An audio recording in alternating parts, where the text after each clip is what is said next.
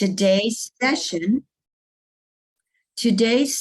is Color Your Plate with Immune Boosting Foods, presented by Chris Kalinich with Rooted Santa Barbara County. And we are going to learn how to find these foods in the stores and how to use them in our daily meals. And we are recording this session and we'll post it to the BCRC blog. We will have a question and answer session after the presentation. So if everyone can please mute your speakers while the recording's on, and then we'll come back and do quick Q&A. So thank you, Emma and Chris, for presenting today, and I'll hand it off to you. Wonderful. Thank you all so much, as always, for coming to these classes. Again, I'm Emma Molina from Rooted Santa Barbara County, and we're delighted to have Chris joining us from Sedona, Arizona today to teach today's class. And just to let everybody know, again, as Silvana mentioned, this class is being recorded. We will record the entirety of the class, but then we will edit out the Q&A portion. So I want everybody to feel comfortable with that. We'll edit that out. So, and then just our usual disclaimer, which I don't actually have up, but I think Silvana, you might have that in front of you as well. But just to say that, these classes are meant for educational purposes, but all, major dietary changes should be discussed with your healthcare team. I'm going to now pass it over to Chris to take it away.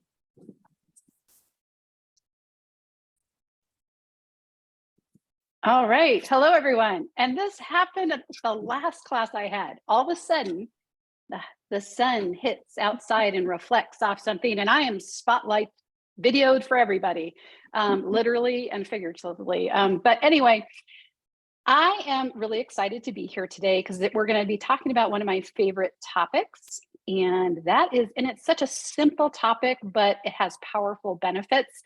And that's about how we can color our plate. And if you notice behind me, I have some wonderful visual aids I typically have when I'm teaching my classes, just to highlight where we typically can get some wonderful colors, and that's from our plant foods. So I am going to share my screen at this time and kind of walk you through this class. It is called Let's Color Our Plates with Cancer-Fighting Compounds and Immune Boosting Foods. And, I love having these crayons here because it's a simple concept, just like you're back in elementary school. This is a very elementary concept that has a lot of powerful benefits for our health. So let's talk about maybe something you haven't heard, or maybe you have heard. It's kind of a new buzzword in nutrition science, and that's phytonutrients, or maybe you've heard them called phytochemicals or polyphenols, or there's all these names out there. In the last couple decades especially, there's been a lot of scientific research in the nutrition field around phytonutrients. And if you see here, phyto equals plant, and that's where we're going to get these. We're not going to get them from other sources, only from plants.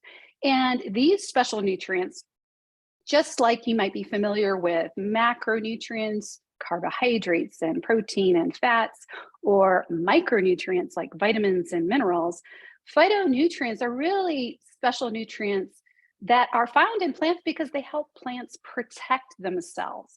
And think about, for instance, we can run away from something that's coming at us, but plants can't. They're like rooted in the ground. They can't do anything. They can't move unless we move them ourselves and dig them up, but they're in the ground. And so they need to figure out in nature how to best protect themselves. So a lot of times they use things like a bitter taste. So think maybe of some of those vegetables that have a bitter taste, like kale, or maybe a potent smell, or kind of if you think of garlic, or when you cut up onions and your eyes start watering. Well, those are some of the chemical mechanisms that plants have to help them survive from pests or animals from taking them. And so those protective mechanisms that are just the nature of protecting the plant can transfer to us as well. And there are thousands of these protective plant chemicals with very specialized roles, and they're just starting to understand how many are out there. I think the last I've heard, depending on articles I've read, maybe around 8,000 that they have determined and can kind of label, I would say, but they know there are even beyond that, thousands and thousands, because of just the variety of plants we have on this planet. And now, as I note here, they are not required to sustain human life. We could live without phytochemicals, but they can really help prevent disease and enhance our quality of life by working alongside the essential nutrients that we need to function. So where do you find them? All right. Well, here is the big visual. It's no surprise probably, but it's in that beautiful produce aisle, or when you're walking along the farmer's market, or if you grow your garden. Those colors are speaking to you for a reason. And what I want to point out here is all vegetables and fruits are wonderful, and they're all going to contain phytonutrients. But a little tip here is, let's say you're browsing the grocery store and there are some of your favorite apples. Let's say they're red and it's a gala apple, let's say that. And you notice as you're going through looking at the apples, there are some that are maybe brighter red than some others. Or let's say you're looking at red peppers and there's some red peppers that are slightly redder than their sister pepper next to them.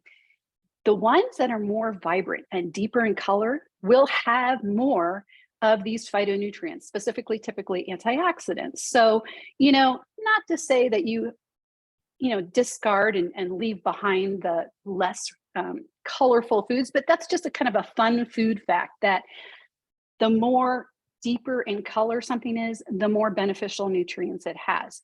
And it's really because if you think about it, on an apple tree, the apples that tend to get more ripe, or even in your garden, the things that have more exposure to sunlight, that's a protective mechanism. They're trying to survive and block UV rays. And so it's that color property. The ones on the outside typically have a darker hue than the ones on the inside of the tree. So just a little fun food fact. So oxidative stress, you've probably heard about oxidative stress, or perhaps about free radicals. And just know, don't be scared of free radicals, okay? It's a natural process that our body goes through on many different levels and different systems in our body. We are constantly, just the nature of us being human beings and needing oxygen to survive, we have free radical processing kind of going on in our bodies. It's when we tilt it where we're getting way more free radical building up in our system that it tends to lead towards potentially diseases, and we start getting DNA damage. So what's wonderful about phytonutrients and the class of antioxidants is it's this group that kind of go around, hang out together. Antioxidants hang out together as groups, and they can very gracefully donate an extra electron to a free radical that has an unpaired electron. And that's what makes it a free radical. It used to be a stable molecule. It's turned into a free radical, and now we want to get it stabilized again. So if we eat antioxidant-rich foods, that will help our bodies. And so what I like to think about is, we all know when we open up an apple, or if we open up an avocado, that it starts pretty quickly turning brown. So that is that exposure to oxygen. It's becoming, those free radical things are going on there, but we can counteract it with introducing antioxidants. And we do that naturally through citrus. That's a quick trick, right? We know we can soak or spread some lemon juice on the open part of an apple, and it will slow down that browning process. Same with when we make guacamole. Lime juice is wonderful to add to that wonderful mix to make it taste good. But if you notice, it also helps it from turning that kind of grayish brown color. So, citrus is a wonderful way to get vitamin C and this wonderful antioxidant property. So when you eat plants, Each phytonutrient works for the same goal, and they want to reduce oxidative damage and protect your health. And so, that's why I have all these there's different types of antioxidants, lots of different types, and I made them different colors because they're going through your system, through the foods that you eat, going from your small intestine, they get absorbed by your bloodstream, and whoop, they're going to go all over your body. So the more you eat, the more benefits and the more opportunities they have to get dispersed through your body. So one you might be familiar with, I got the orange crayon out, is orange foods. And the reason why is they are underneath the phytonutrient group of carotenoids. And carotenoids, we know, contain a lot of times they have beta carotene, which transfers, gets converted into vitamin A in our body, and that's super helpful for eye health, but it's also super beneficial for protecting us from disease. And it's also well known that it contributes, it helps people lower their risk for cancer. And so we want to try to get orange foods into our diet. And we can do that through cantaloupe, sweet potatoes, carrots, all sorts. Well, and carotenoids aren't just orange, they actually can be yellow and red.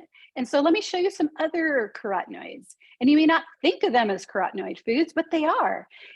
Bell peppers, okay, maybe you think, okay, yeah, I get that, orange, yellow, red, okay, but spinach and kale, they actually have carotenoid properties too. It's just hidden by all that chlorophyll. So you can get the benefits of carotenoids through these types of foods as well.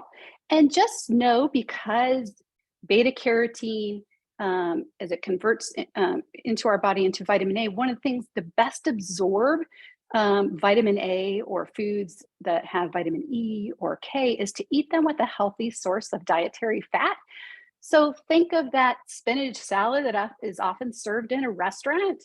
It might have some slivered toasted almonds on there, which is a healthy source of fat, along with some strawberries and that spinach. And so that's helping your body better absorb the carotenoids.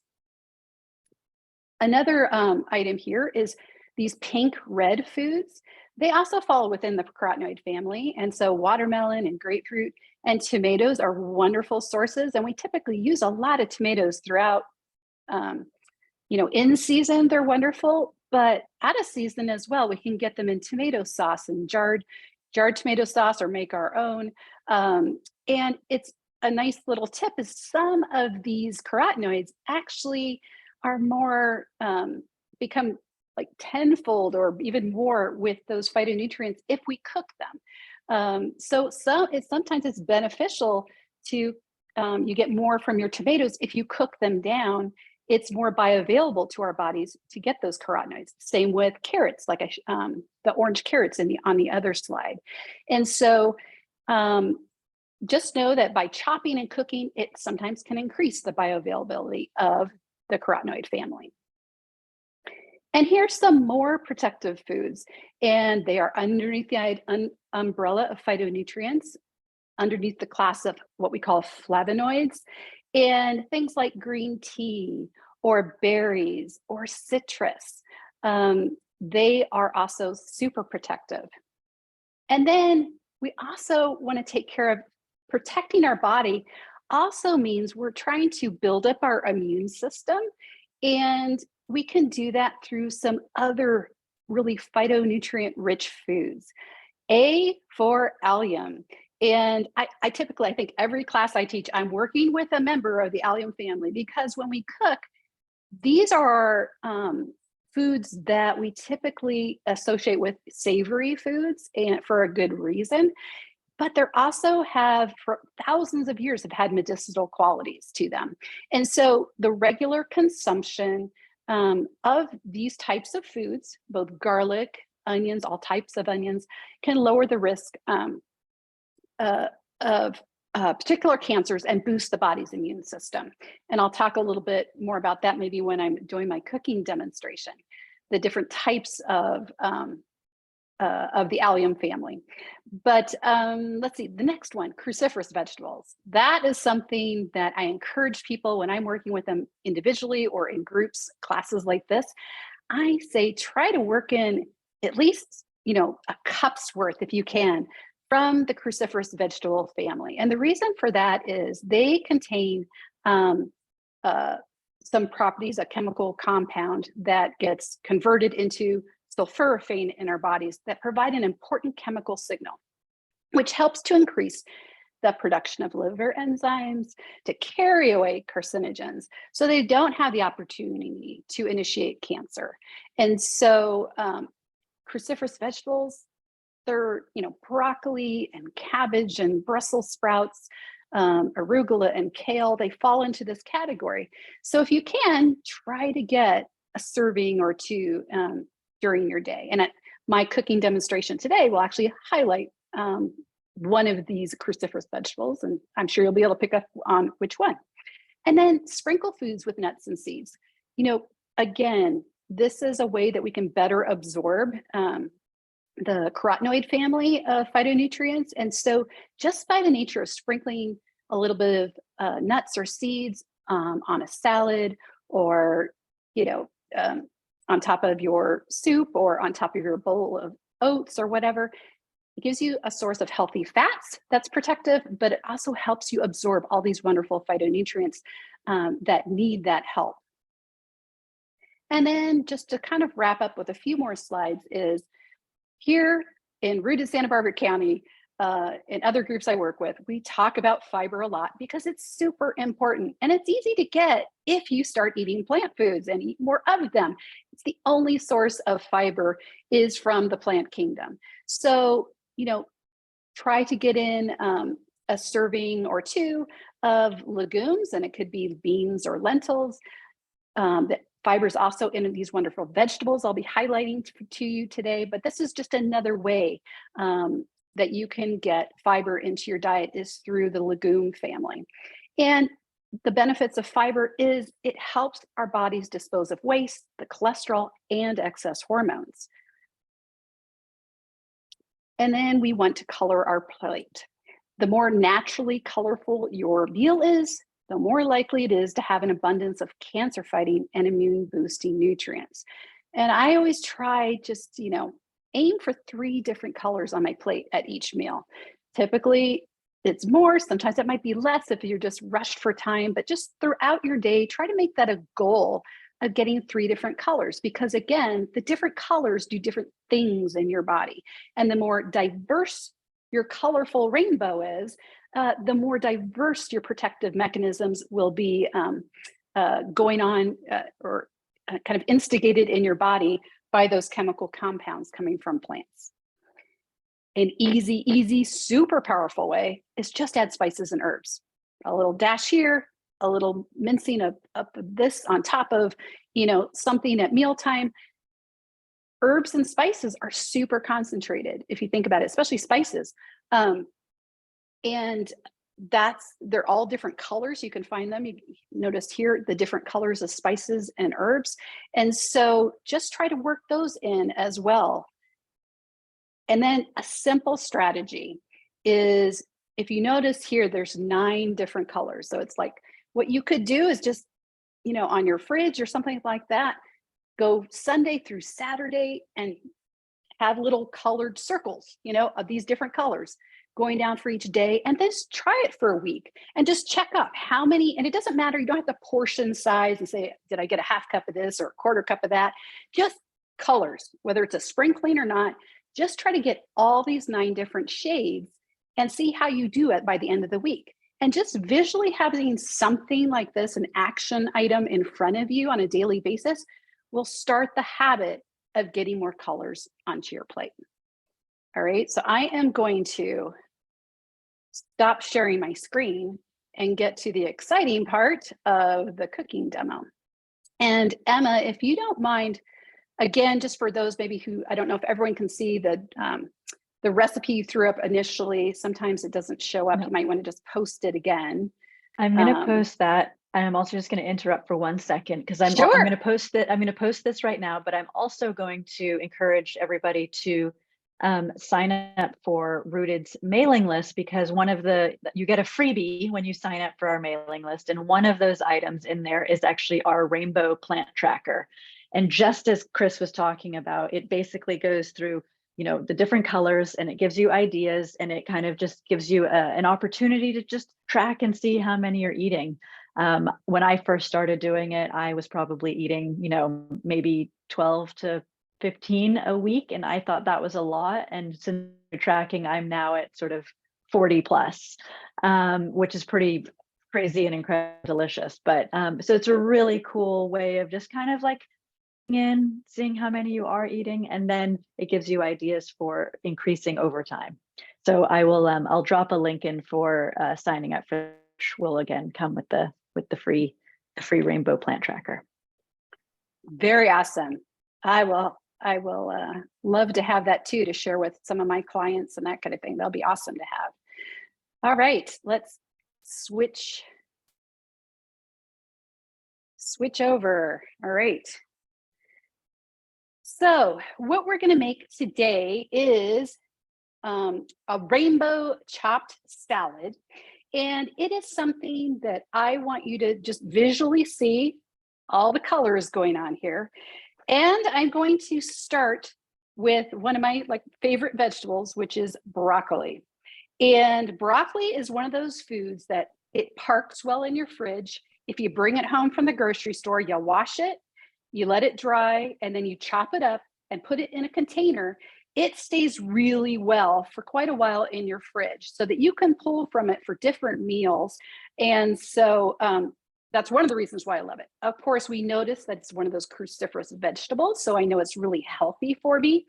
I also know when I chop up broccoli and I kind of let it sit, it also starts releasing its chemical compounds. Because when we do this, whether it's lettuce or broccoli, certain vegetables actually,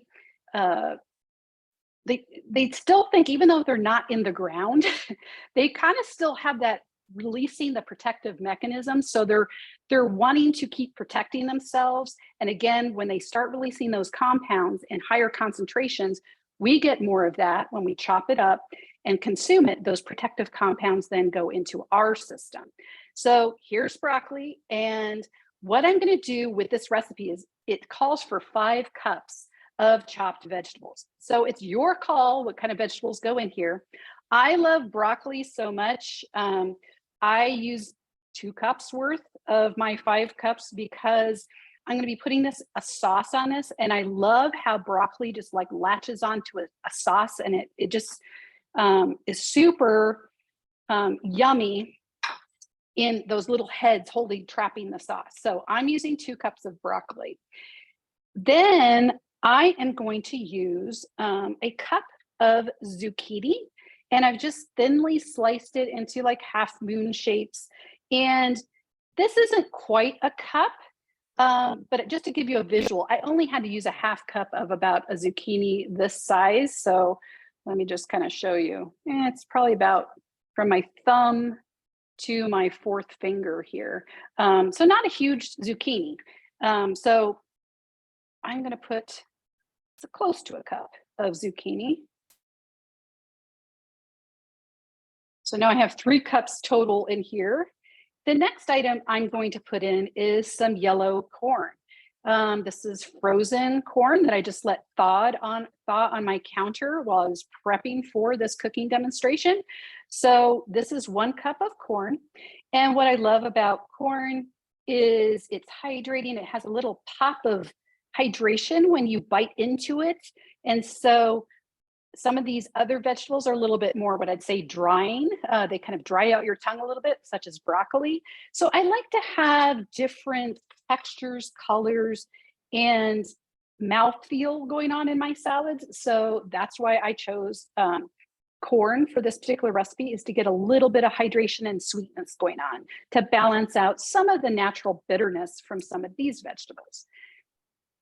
The next one I'm going to put in here is the red bell pepper, right? We have carotenoid activity going on in a red bell pepper. And so it calls for a cup, another cup of vegetables. So I will show you, either it's a very large red bell pepper, like a half of one will give you a cup, or a pepper, it's pretty tiny. I don't know if you can tell. It's a pretty tiny pepper. This gives you a cup's worth of red bell pepper. All right, so I have 2, 3, 4. I have technically about 5 cups of vegetables in here. I had just a little bit of carrot that was going kind of getting to the end of its crisp stage, shall we say. And so I wanted to use it up. And this is the perfect type of forum to do that in a salad where you're going to incorporate it with other vegetables that are more vibrant and crisper.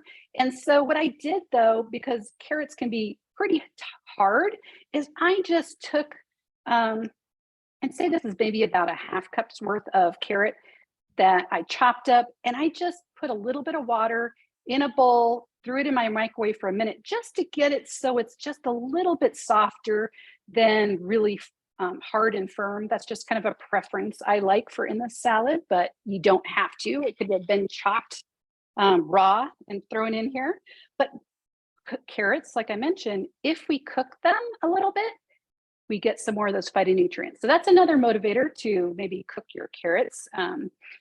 Let's see, what else? Okay, I'm gonna stop there with the vegetables. I could, if I want, and maybe I'll top it with some purple cabbage, but this would be beautiful too.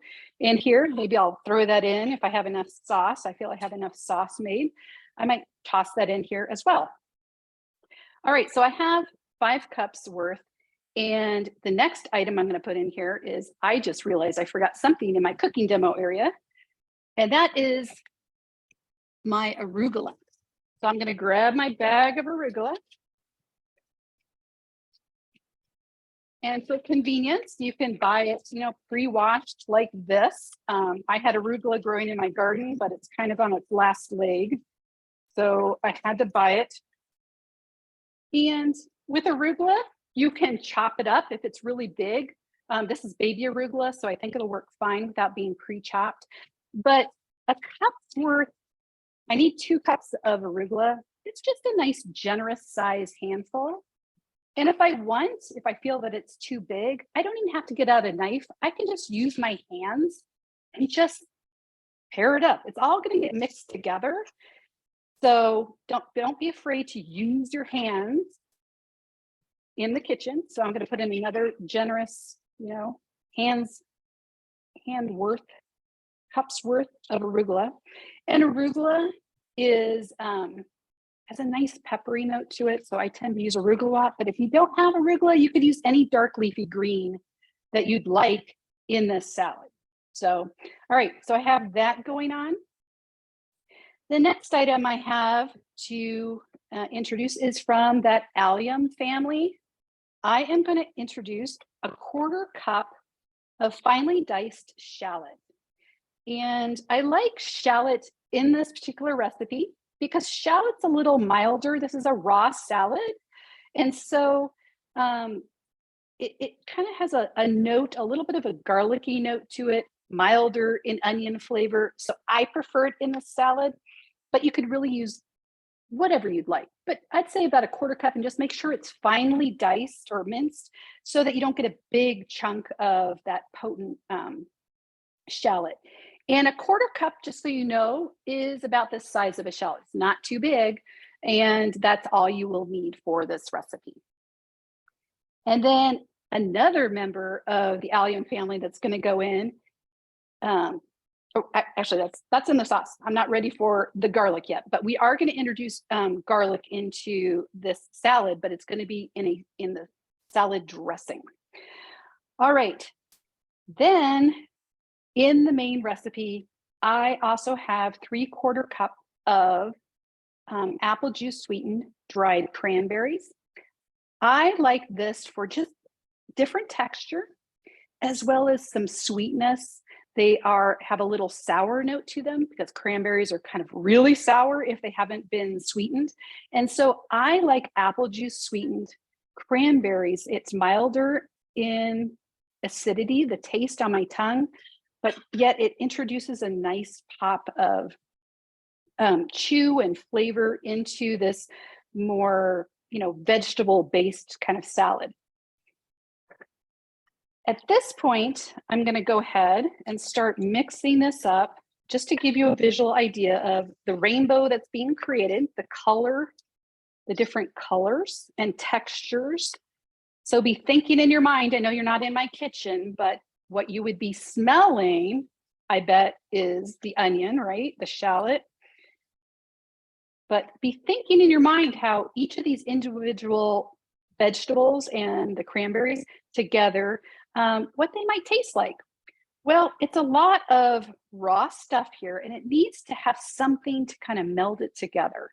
So what we're going to do at this point is I am going to introduce how to make the salad dressing. So I'm going to move the beautiful salad. Oh, you know, one thing I forgot. Let me bring it back.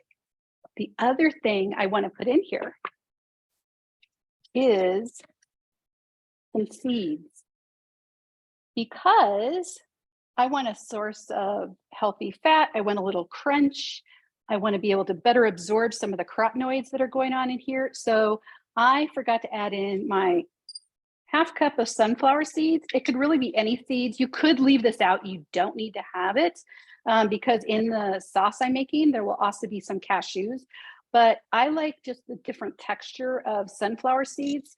So in this salad dressing, or excuse me, the salad, I'm putting in a quarter cup of the sunflower seeds. But also today, I'm going to mix things up, and the other quarter cup, I'm going to use pumpkin seeds because I have a lot of pumpkin seeds. And so I am going to introduce a quarter cup of pumpkin seeds.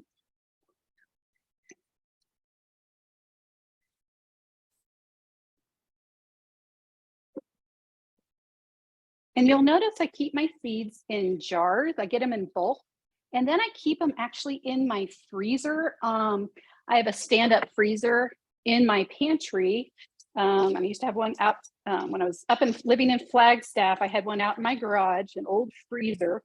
And I like to keep my nuts and seeds in the freezer just so they don't turn rancid very quickly. You know, they tend to on the pantry shelf.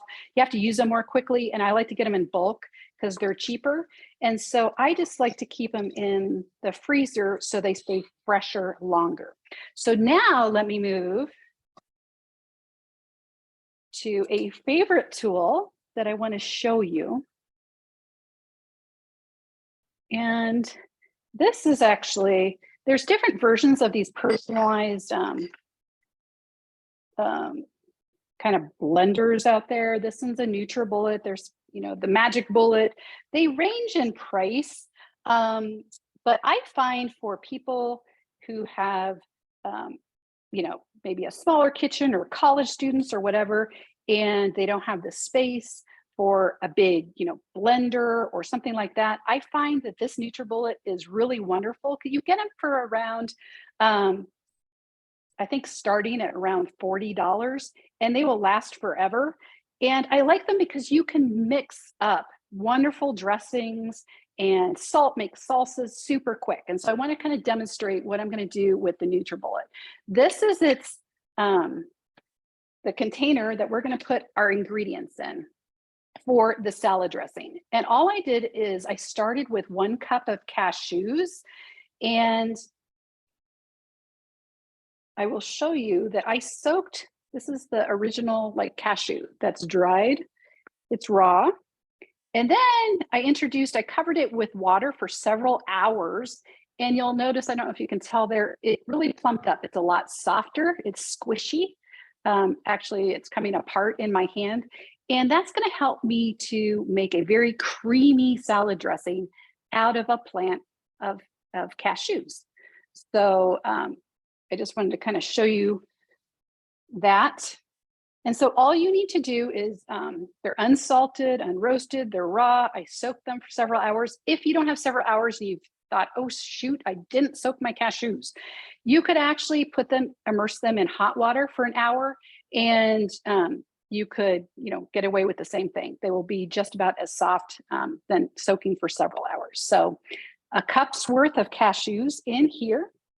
And then the next thing I'm going to do, I need some moisture to get it to blend around and not become cashew butter. So I'm going to add a quarter cup of water.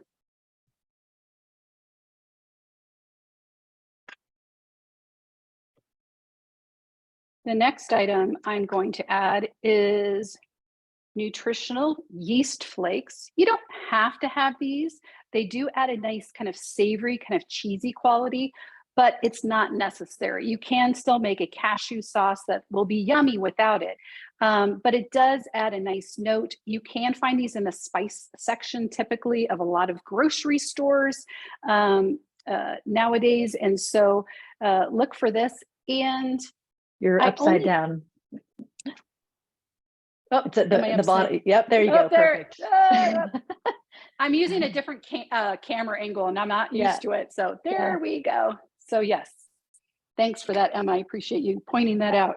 Absolutely. So 2 tablespoons, and this is what nutritional yeast flakes looks like. It's a deactivated yeast and it's dry. It, like I said, has kind of a savory kind of note to it, cheesy note. And I'm just going to add that in here. 2 tablespoons of the nutritional yeast flakes. And then for a little sour acidity, I am going to use 3 tablespoons of apple cider vinegar. And there are all sorts of apple cider vinegar out there. This is a typical one. A lot of my products here, it's so funny. I just noticed 3 of my products that I'll be showing you are from the Bragg's company. I'm not promoting Bragg's. I have no affiliation with them, but it's just what was in my pantry. So 3 tablespoons of apple cider vinegar, and this will give a nice tang to our salad dressing.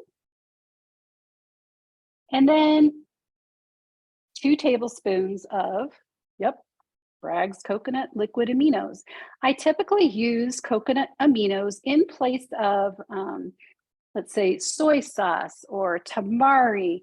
The reason for that is when I'm doing classes for people, coconut liquid aminos, it has some of the same savory saltiness as a soy sauce, but it's gluten-free. If people have allergies to soy, this is a soy-free seasoning, and it's gluten-free as well. So it works in all my classes for people who might have to be avoiding those particular food ingredients. So 2 tablespoons of the coconut aminos.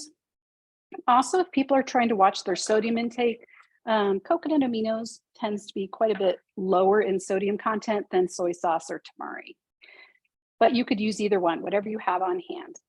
This is where I add now 2 cloves of garlic.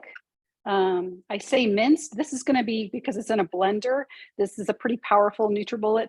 I actually don't need to mince it. And actually another reason why I don't need to mince it, because I'll get pulverized in the blender, is because I've also roasted the garlic. So this garlic is a lot softer anyway.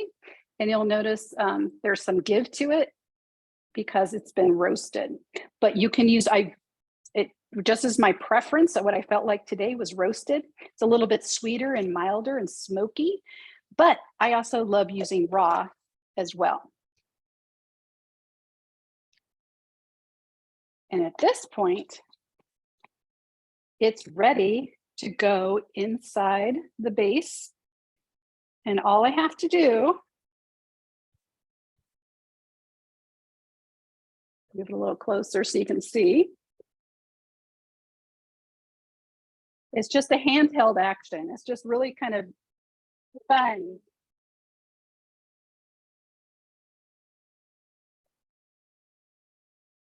You can tell you're using AirPods because there's no noise coming out from our side. Oh. So I love that. It's a quiet blender on your side, yes. So you'll notice the sauce has been created. I'm going to take the bottom off, which is kind of like the top for you. And you'll notice how creamy and thick this is.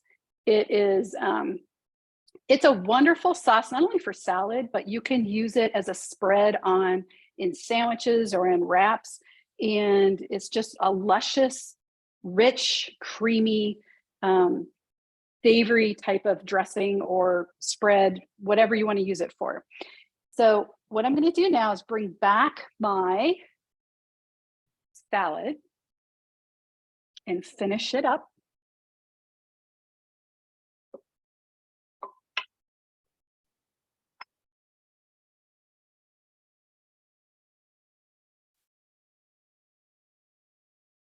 And if you wanted it thinner for any reason, you can always add a little bit more water, and that would be totally fine.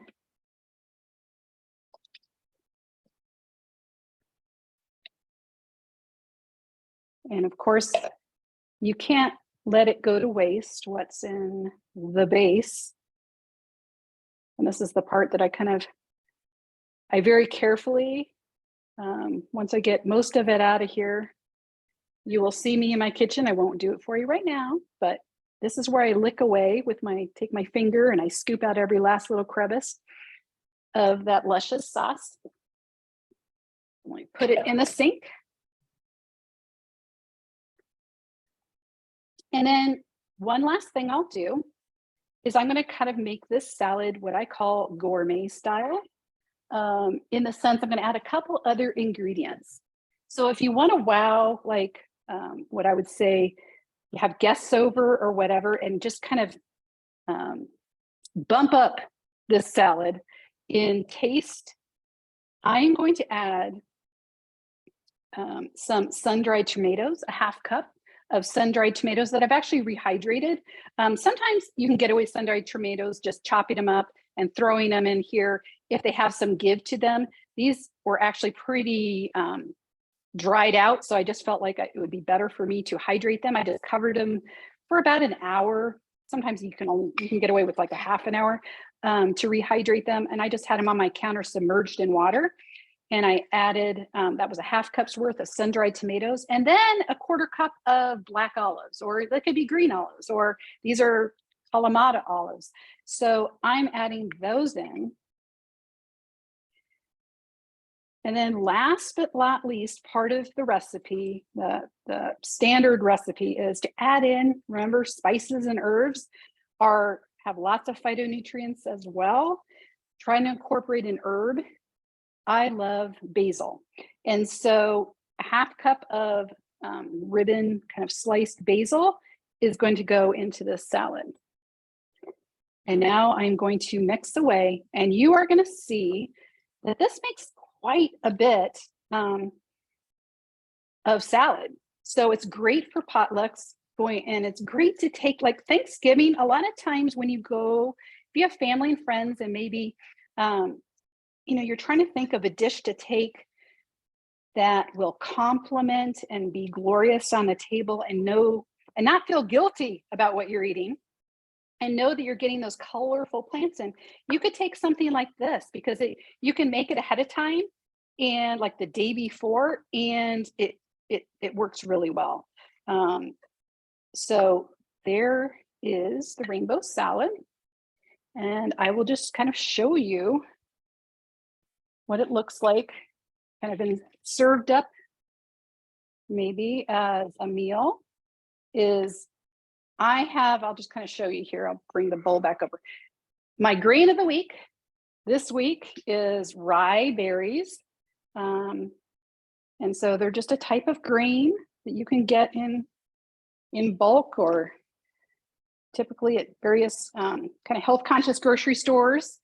But you could use brown rice, you could use whatever, but I have a whole grain underneath, and then I have my rainbow chopped salad there. And then I guess I could, because it just looks like it needs a little bit more color, here's some purple cabbage on top to make it look kind of even more colorful and rainbow-like. So there is the rainbow chopped salad. And I hope people, I'm going to come back to the main camera here. Let me dry my fingers off. And I'm going to come back to the screen and see what everyone says. Like, any questions or comments, or how you could maybe work in the rainbow chopped salad into your menu planning? I think it looks so delicious, and I love that you eat the same way that I eat. So it's always nice to know. And I'm not alone in my big old bowls of salad. Yeah. And the other thing, just a real quick comment, is this can change with the seasons. It can change with whatever you have on hand. I hope you notice that the salad dressing is really what binds everything together. it can be 5 cups of whatever vegetables, like I said, but they could be also cooked vegetables. They could be a lot more frozen vegetables, whatever makes it easy. But as you go through the seasons, like you could put butternut squash in there. Like if you did a big pan of butternut squash or root vegetables, or like sweet potatoes would go in there, whatever, you can incorporate all sorts of things and make it different almost every time based upon what you throw into the bowl. Does anybody have any questions about ingredients or, leaving things out that you don't like or alternatives? This is the time to ask any and all questions. Yep. I have a question. Yeah, thank you. This looks delicious. I wonder, can you use something else than cashews or like a cashew butter? Because it's not a typical that I would have in my pantry, but Sarah. So you're saying something other than cashews or cashew butter? Is that what you're saying? Yes, or maybe a cashew butter. But if I just wonder how you could exchange that for the butter. Yeah, and Emma probably has some ideas too. But you could do different things. Like for instance, I was going to say too, another way.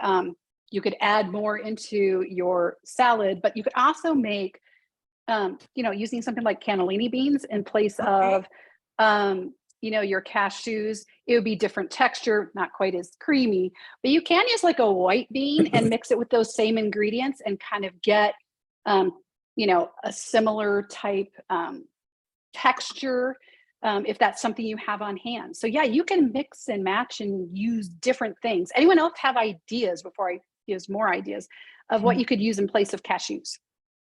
Maybe hummus. I was thinking, I love hummus, but I was thinking just to flavor the food a little bit more using a tahini sauce. I was at a restaurant not so long ago and had this great tahini on this vegetable dish, and it was just really, really good. And it's so easy to make, or you can get it at Trader Joe's too. Okay. And do you mind sharing with Silvana, like the tahini, do you have it off the top of your head, how you make your tahini sauce? Yes. So just sesame seeds, like a cup of sesame seeds, and then you can just lightly toast them, and then take them out of the pan after they're just a golden brown, and then you can put it in a food processor and just keep on blending it until it becomes like a paste. So you can add lemon to that to loosen it up. And just use it like that. I know some people don't use oil, but if you want to add oil to that, you can do that. Or vinegar is another way to loosen that up to use as a dressing. Absolutely. Thank you. That's awesome. Kathleen, did you want to comment? Yes. I'm not recommending macadamia nuts, but I have an interesting factoid. When I was at Costco, I compared the price of macadamia nut butter with the price of the macadamia nuts. And to my astonishment, the butter was cheaper than the raw nuts. And there was nothing added to the butter. It was pure macadamia nuts. So things are not always what you expect. Yeah, and that's good. Being a good conscious consumer, Kathleen, right, is a really good thing, because sometimes you think one thing might be better for you or cheaper or more expensive or whatever, until you start really diving down and looking, you might be surprised. So for instance, the cashews that I like to use are kind of what I call they're not always the whole cashews. They're like the shavings part that kind of get rejected, I think. And you can find those. They typically are cheaper because they're not as pretty. But if I'm going to use them in a dressing like this, I don't care. They're going to get blended anyway. So maybe the macadamia nut, whatever producer, they take those cast off of the not so pretty macadamia nuts. Who knows? They make nut butter and they can charge less because it's kind of the cast offs. I don't know. That's just my hypothesis. I don't know if that's true. I think it is true. We used a lot of pieces in our house too. A couple other ideas just to throw out, but often we use hummus. I also love using baba ganoush for that really smoky flavor that it has in it. And I just a dollop, and then I add some water or some, apple cider vinegar, just everything else that Chris did. Beans or chickpeas are great. Also, if you want to incorporate that healthy fat in there too, you can do like, half a scoop of hummus and a little scoop of avocado in there as well, or something like that. I don't eat a ton of nuts because I've developed allergies later on in life. So I also love using like a firm tofu. So you're going to get some really great protein in that, and you just blend it up as well. You can use a silken tofu as well, but the firm is extra protein.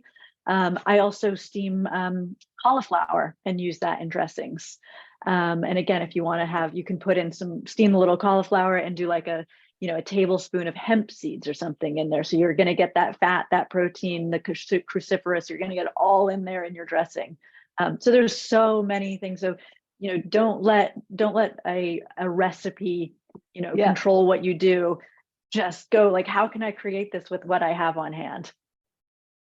Yep, absolutely. These are all great ideas.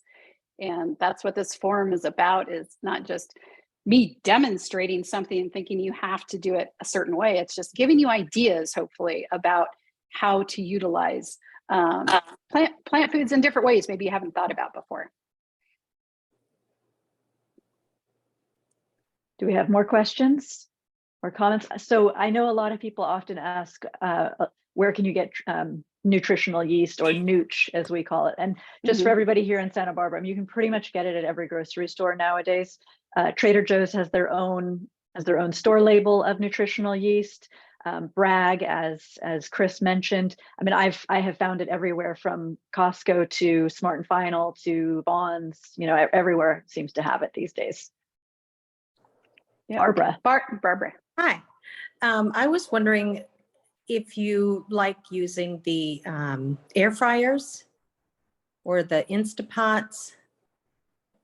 Yeah. I've been thinking about getting one, but my husband's like, oh, that's just another thing that's going to sit on the counter. But tell me about your use of those. Yeah, and I'll have, Emma and other people can chime in here as well with their experience. I use my Instant Pot quite a bit for a lot of like bulk cooking stuff at once. So like I showed you the grain of the week, and that's what I do in my classes every week. I typically have a different grain that I'll cook up, or a different bean that I'll cook up. And it's cheaper because you're doing it, yourself. And it's super easy. You can just program it, leave it, come back. And it's, it's kind of a thoughtless type of cooking. I do have an air fryer, a small one I got from a friend. And I used it actually last week. Some people use it a lot. And it depends on, kind of the foods that you might want to, and if you're a smaller household, you can get them really big. And some ovens are now coming out with like a air fryer feature in them, which I think is amazing. But it's a really nice alternative for using less oil and trying to watch that, because you can either use it without oil, a lot of things, or just a very minimal amount, and you get like crunchy fries or crunchy tofu or, things. So it's really kind of like what you think you might, is it more batch cooking kind of things, or, Instapots also can do marvelous soups and stews and that kind of thing. I tend to I love just nurturing my soups and stews on the stovetop. I'm kind of old fashioned that way. So I use my Instant Pot more for batch kind of cooking things, big things at once. And then I freeze part of it and put it in my freezer, which saves on cooking time later on. Emma, do you want to chime in with your experience? I mean, so I do use my Instant Pot all the time, particularly now as the weather's cooling. I've used it for the last 2 nights for dinner. In fact, 2 nights ago, I made a yummy soup, and we took it over to friends' houses and just ate out on their deck with some soup in our Patagonias. And then last night I made a curry in it. And so I use my Instapot very, very regularly. I actually have 2 because I use them that regularly and often interchanging classes and bringing to people's homes. The air fryer. So a little thing about air fryers, which I guess not everybody understands, but an air fryer in essence is a very high powered convection oven, and it's recirculating air. So a lot of ovens actually have a convection capability. And if you buy a pan that has holes that allows for better recirculation, you can kind of try out on your existing oven if this is a type of cooking that you would enjoy. There are countertop versions that are quite small and have a very sort of small area that is very specific for just air frying, that are going to make things definitely crispier than your oven would. So if you really love like the fried food but want to make it healthier, that is an option. We actually personally here at home we have the Breville, like a smart oven. It's a toaster oven, and it has a air fry setting with basically a basket. And so and I mean, I use it all the time. But I wouldn't necessarily say that, we're using it as like a frying thing, but more of just a little bit of crispy, some of the browning edges. We don't use oil in our house for cooking. So it helps there. I hope that kind of, I personally wouldn't, even as much as I cook, I personally wouldn't buy a unit that is only for air frying, because I don't think I would use it enough, and it's just one more thing to wash. I would agree. And I would say, Barbara, if you have any friends that have some of these, maybe have an Instant Pot or an air fryer, and maybe they could loan it to you to even try it out and see. But I would agree with Emma. I have the air fryer, but I don't use it very often. Whereas my Instant Pot, for cooking things in batches or lots of sweet potatoes all at once or whatever, I mean, that tends to be more practical for me. Okay. Yeah. Kathleen, did you have a comment? Yes, I wanted to say that Dr. Greger recommends what he calls brole, which is barley, rye, oats, and he uses lentils. But when you look at his instructions, he cooks the lentils separately. So to my way of thinking, there's no point in mixing those in advance. If you're going to use them or don't use them, you just decide after the fact. But in any case, he suggests for people who don't want too much gluten that you substitute sorghum and millet. And he has videos on the virtues of each of those. Anyway, so I make a mix and I put in barley, rye, oats. These are all whole grains, not flake, nothing. Barley, rye, oats, sorghum, and millet, and wheat. I put roughly equal amounts of each. And the thing that's interesting to me about the Instant Pot is I can cook that on the rice setting and it comes out pretty nicely. But if I were to cook one of those individually, it might work with the rice setting, I don't know. But in the past, I'm sure that each one of them takes a different amount of time to cook. So some of them are going to be overcooked, and it makes for a creamier end result, in my view. So I make a batch a couple of times a week, and if you chill it before you eat it, you get some more resistant starch out of that process. Same way with potatoes and then chilling them before cooking and making like a twice baked potato or a potato salad or whatever. Yeah, and if people aren't familiar with resistant starch and why it's just your body, how it metabolizes, your glucose or whatever, it tends to not spike your blood sugar. It helps kind of maintain your blood sugar balance, keep it in blood sugar balance. So I think, let's see. Yep, that's all I had, unless other people had questions or comments. I hope you try the rainbow chop salad. Yeah, Chris, thank you so much as always. And I hope everybody was able to download the link I put in there for the recipe, and also the beautiful nutrition rainbow chart that's behind Chris. And again, we do have that rainbow tracker on our website. It's a freebie with the newsletter, so be sure to sign up. And if you have any issues getting that, just email me, emma@rootedsantabarbara.org, and I can send it over. But as always, a huge thank you to the Breast Cancer Resource Center for hosting this and for bringing us into the breast cancer community here in Santa Barbara. And as always, a huge thank you to Chris for teaching yet again another wonderful and informative class. Well, thank you Yeah. so much. Thank you so much. I All hope right. everyone has a wonderful, wonderful day. Thank you. Thanks. Thank you.